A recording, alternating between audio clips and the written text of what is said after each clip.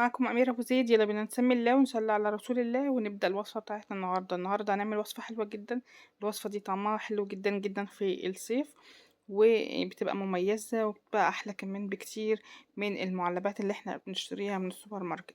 أهم حاجة في الوصفة بتاعتنا إن احنا نجيب الخوخ البلدي بتاعنا ده.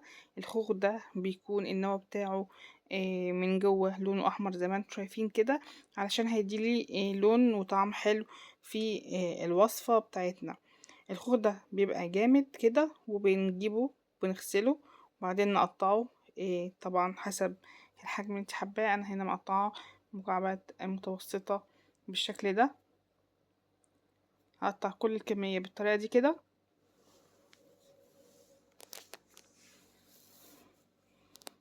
زي ما انتم شايفين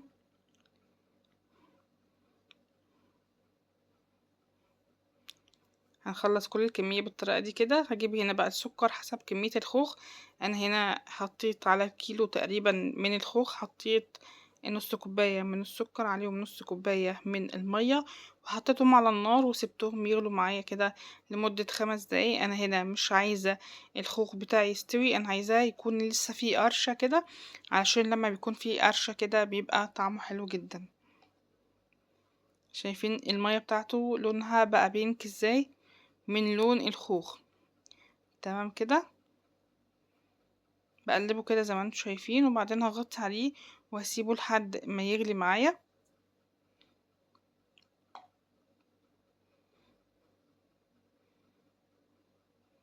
كده. خلاص اهوت. هطفي بقى النار. زي ما قلتلك انا مش بسويه، انا بغليه غلوة كده علشان يكون لسه فيه قرشة. بجيب هنا حوالي نص كوباية من المية فيها تلج علشان اوقف سوى الخوخ. انا عايزة الخوخ يكون مقرمش.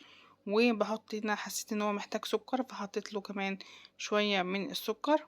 ممكن كمان نجيب اكياس من اللي هي بتاع العصائر زي التانك والفروتي والحاجات دي. ممكن لو في نكهة الخوخ بنحطها برضو هتدي طعم حلو قوي. ما كانش متوفر عندي، فانا هنا حطيت السكر وقلبتها كويس جدا. بعد كده بسيبها في التلاجة لحد ما تسقع معايا وبقدمها باردة. وطبعا بيبقى طعمها حلو جدا جدا، احلى واجمل واوفر من المعلبات اللي بنشتريها من بره. وبجد حلو قوي، جربوها بألف هنا وشفا. كانت معاكم أميرة أبو زيد، أشوفكم في وصفة جديدة وفكرة جديدة، وباي باي.